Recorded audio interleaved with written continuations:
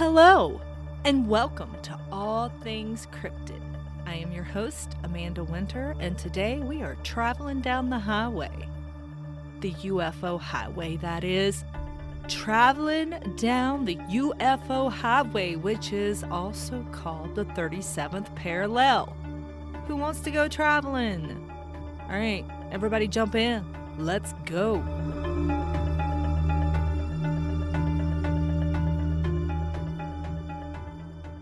The 37th parallel north runs roughly from California to Virginia, cutting through Nevada, Utah, Colorado, Kansas, Missouri, and Kentucky. UFO researcher Chuck Zukowski, a former sheriff's deputy and microchip engineer, noticed that many reports of UFO sightings, animal mutilations, and secret military installations clustered along this very latitude. In the late 2000s, he began a personal investigation mapping thousands of data points. He eventually called this band of activity the Paranormal Freeway. His work caught the attention of author Ben Mesrich, who chronicled Zukowski's findings in the 2016 book, The 37th Parallel: The Secret Truth Behind America's UFO Highway. Adding to the intrigue, many of the nation's underground and classified military bases from Pentagon to Cheyenne Mountain and White Sands Missile Range set almost directly along the same parallel. Even numerous Native American burial grounds align with it, and paranormal activity, giving the 37th parallel an aura of ancient and modern mystery alike.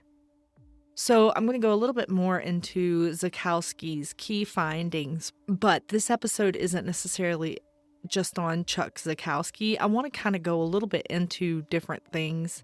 Eventually, a lot of what I'm going to cover is going to be its own episode in the future, so you have that to look forward to.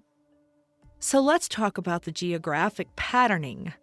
Zukowski's mapping revealed that thousands of UFO sightings and animal mutilations across the U.S. occurred roughly 30 miles north or south of the 37th parallel. To him, the clustering was far too consistent to be coincidence. Did you know that in the last 30 years, over 10,000 cows and horses combined have been discovered lying on their left sides, drained of blood, and missing organs with surgical precision? Many appear to have been dropped from great heights, yet there are no tracks, predators, or logical explanations. The FBI even conducted a 10-year investigation, but it ended out with no answers. Strangely, a majority of these cattle mutilations, along with numerous UFO sightings, occur along the 37th parallel north.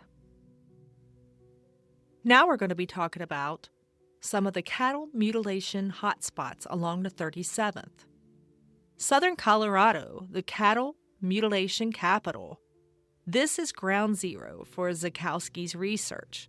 Dozens of cattle found lying on their left side, drained of blood, with surgical precision excisions of eyes, tongue, udders, and reproductive organs. No tracks, predators, or scavenging observed even days later. Zukowski personally investigated multiple cases near Trinidad, Pueblo, and San Luis Valley. The area had frequent UFO reports, hovering lights, triangular craft, and luminous orbs. Fun fact, the San Luis Valley is often called the UFO Valley of America. Another hot spot was southern Utah. Near Dugway Proving Ground in Monroe, ranchers have reported livestock found with precision cuts, missing organs, and no sign of struggle.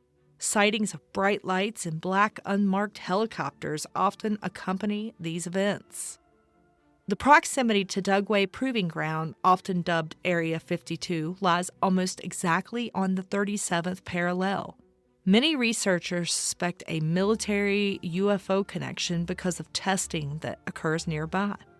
Another hot spot is western Kansas near Dodge City and Garden City. Multiple 1970s through 1990s mutilation documented by law enforcement and newspaper. FBI reports show Kansas among the top 5 states for unexplained animal mutilations. Cattle often found bloodless, organs removed, with distinct burn or cauterized edge-on incisions. The open plains provide flat, uninhibited terrain, ideal for low-altitude craft or helicopters. Southern Missouri, another hotspot. Fort Leonard Wood region. Cluster mutilation cases around Pulaski, Texas, and Wright counties in the 1970s through 2010s. Ranchers report unmarked helicopters, strange beams of light, and animals found within a few miles of military zones. Fort Leonard Wood sits right on the 37th, one of Zukowski's key base correlations. Northern New Mexico, Dulce and Archuleta Mesa. Dozens of cattle and horse mutilations since the 1970s. The local reservation reports lights emerging from the mesa, home of the alleged Dulce underground base where UFO and genetic experiment stories originate. Directly in line with the UFO corridor identified by Zukowski. Eastern Kentucky and Western Virginia. Fewer recent cases, but occasional mutilations in rural Kentucky farms during the 1980s and 1990s. Overlaps with Hopkinsville Goblin and Perryville battlefield hauntings. Continued the high strangeness, in quotations, belt to the east. So with some of these hot spots, there was some commonalities observed. Animals were positioned identically on their left side, no blood and no footprints or tire tracks nearby, laser-like incisions, edges cauterized, high EM readings, and sometimes radio interference near carcasses. UFO or lights reported within 24 hours of the discoveries. Now I would like to talk about some correlation with military installations. Many of America's most secure or classified military bases sit almost exactly on this line, including, are you ready? Area 51 in Nevada, where there's alleged UFO test and reverse engineering site. Dugway Proving Ground, Utah, known as Area 52, used for biological and weapons testing.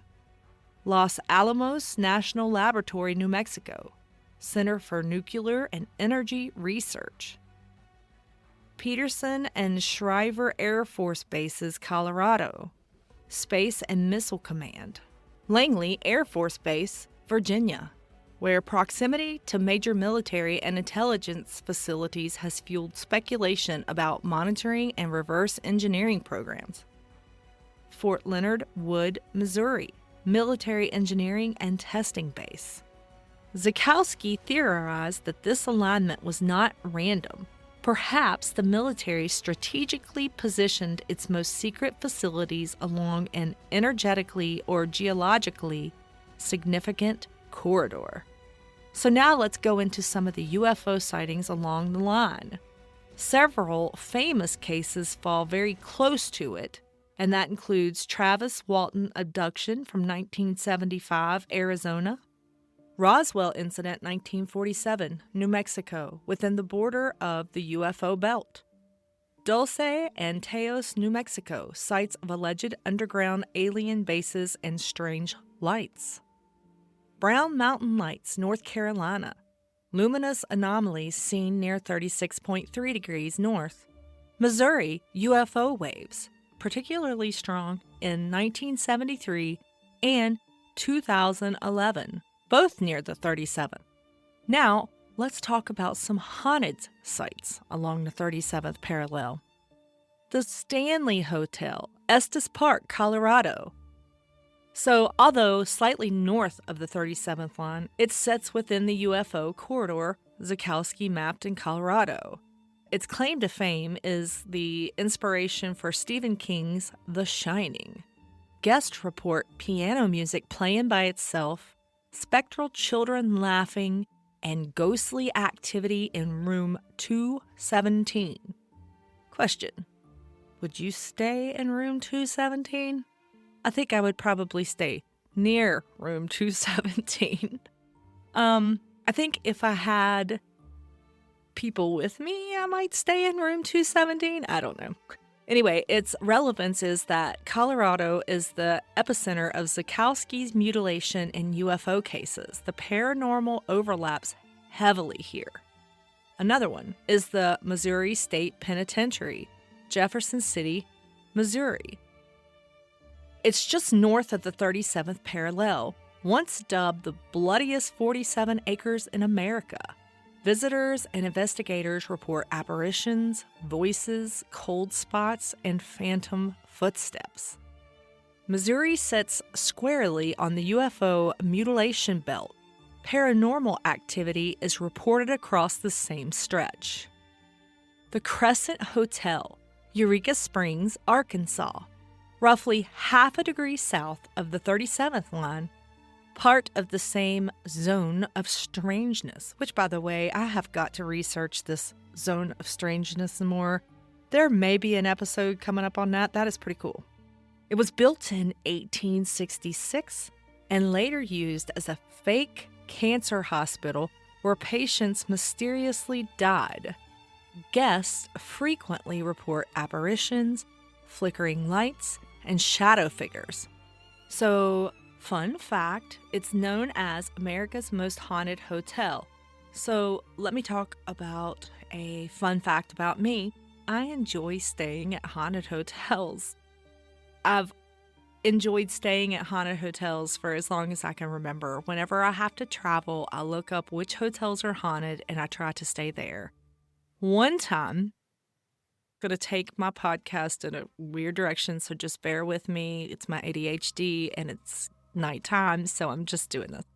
So I used to take my older children with me, and they were used to their weird mom, and they started actually to enjoy it. I think they do this kind of thing on their own now, so yay for their partners, right? So anyway, my daughter and I were traveling. I'm not even sure where we were, and we stepped out of our room, and at the very end of the hall at the hotel was a window, and there was a girl sitting with her back to us. She was covered in a blanket, and she was just sitting and looking out the window at the end of the hall. It was dark, and the light above her was flickering on and off and on and off, and she was rocking back and forth, just staring out the window. I think she was moaning, like no joke, moaning. And I grabbed my daughter's arm and I was like, oh, hell no. And so we were going to take the elevator, which was close to her, but we decided not to. So we just went down the stairs because we were noping right off of that floor real quick. So I went down to talk to the front desk and I was like, how long has that girl been sitting in front of that window on our floor? And so she went and she pulled up the video footage, and she said, there's not a girl sitting in front of the window on your floor. And I was like, are you sure? And I told her what floor, and she's like, yeah. And so she played back the video a little bit, and she's like, there's never been a girl sitting in front of your window. The hell? I saw her. Anyway, side note on America's Most Haunted Hotel, it wasn't that one. I just went off on my own little story. Sorry. So another paranormal hotspot near the 37th is the Birdcage Theater, Tombstone, Arizona. Slightly south of the 37th, but often included in the UFO maps of the Southwest Corridor. Visitors claim to see ghostly gunfighters, saloon girls, and spectral gamblers. Arizona sits in the same latitude cluster as the Travis Walton abduction. Next one is the Battle Ghost of Perryville, Kentucky, directly on the 37th parallel, site of a major Civil War battle 1862 with thousands killed. Locals and visitors report phantom soldiers, musket fire, and ghostly lanterns at night. Side note, Kentucky also lies within the Hopkinsville Goblin and UFO wave zones, giving the area a dual haunting UFO connection. The next paranormal hotspot is St. Albans Sanatorium in Radford, Virginia. Lies directly on the 37th line in southwest Virginia. It was once a psychiatric hospital, now one of the East Coast's most haunted institutions. Reports of shadow figures, screams, and objects moving. Virginia marks the eastern end of the 37th parallel U.S. corridor. Also, side note, I don't live too far away from St. Albans, so I'm pretty familiar with that place, and eventually that's going to be its own episode on my podcast, so if that interests you, stay tuned. Actually, like I said before, a lot of the stuff that I have just barely touched on is going to be its own episode. So I look forward to those, and I hope that you do too. St. Thomas the Episcopal Church, Pueblo, Colorado, one of Colorado's oldest churches, where visitors claim to see a spectral priest in the nave at night. Ludlow Massacre Site, Trinidad, Colorado, scene of the 1914 massacre of striking miners and their families. Locals and paranormal investigators report disembodied cries and apparitions in the miners' gear and phantom lantern lights. Frisco Ghost Town, Beaver County, Utah. And that's just a little bit south of the 37th parallel, but once a brutal mining camp with hundreds of deaths. Modern visitors have reported voices, cold spots, and phantom miners. Boot Hill Museum, Dodge City, Kansas, site of the infamous Frontier Boot Hill Cemetery. Witnesses claim apparitions of cowboys and flickering lantern lights appear along the hill at night. Old railway lines near Dodge City are linked to reoccurring stories of a headless brakeman ghost, often seen walking the tracks. Kansas, along the 37th, has many forgotten ranching towns where locals still speak of phantom cattle rustlers and the lantern men. Lemp Mansion, St. Louis, slightly north of the line, one of America's most famous haunted houses tied to the tragic Lemp family suicides. Tour guides and investigators have recorded voices, apparitions, and poltergeist activity. And don't forget the Ozark ghost stories. They're described as haints and witch lights and floating orbs along back roads to the Brown Mountain Lights farther east.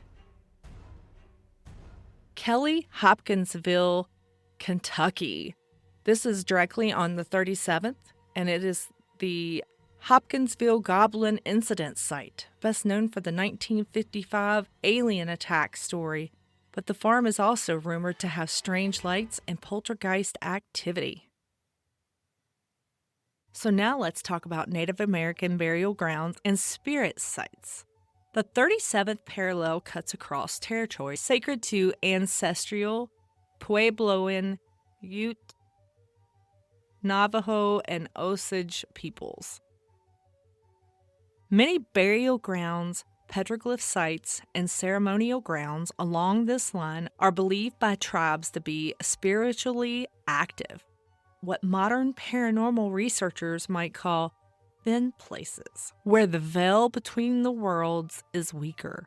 These sacred sites often overlap with later reports of hauntings, lights, and voices in the desert. So let's talk about beyond the U.S., the global 37th parallel. So the 37th parallel doesn't stop at America's borders. It cuts across some of the most ancient and mysterious sites in the world, adding to its mystique. Some of the geological and energy hotspots include Mojave Desert, Four Corners, which is Utah, Colorado, Arizona, and New Mexico. So with the Mojave Desert fault lines and heavy UFO activity, the Four Corners has magnetic anomalies reported for decades. Mediterranean Basin have volcanic and seismic activity. Now let's talk about ancient and archaeological sites. Mount Ararat, Turkey, traditionally believed to be the resting place of Noah's Ark. Ephesus, Turkey, site of the Temple of Artemis, one of the 7 wonders. Delphi, Greece, sacred oracle site dedicated to Apollo. Shanxi, China, home to ancient pyramids and celestial alignments. Also, side note, It was the site of humanity's most devastating day when an earthquake happened on January 23rd, 1556, that measured an 8.3 on the Richter scale. 830,000 people died, making it the deadliest earthquake in recorded history. That was just a side note, sorry. Cheongshu, South Korea, ancient Silla capital, filled with temples and tombs. Some fringe researchers believe that the 37th through 38th latitude band represents a zone of transition, where tectonic, magnetic, and even metaphysical forces converge. It's often linked to the concept of an Earth energy grid, connecting ancient sacred sites and modern anomalies. While unproven, these theories deepen the 37th parallel's reputation as a line of high strangeness, scientifically, historically, and spiritually. Critics point out that the 37th parallel crosses many populated areas, suggesting coincidence or confirmation bias. Despite that, in Mesrich's book, and his portrayal of Zukowski captures a man driven by truth, not fame. Chuck wasn't chasing UFOs, Mesrich wrote.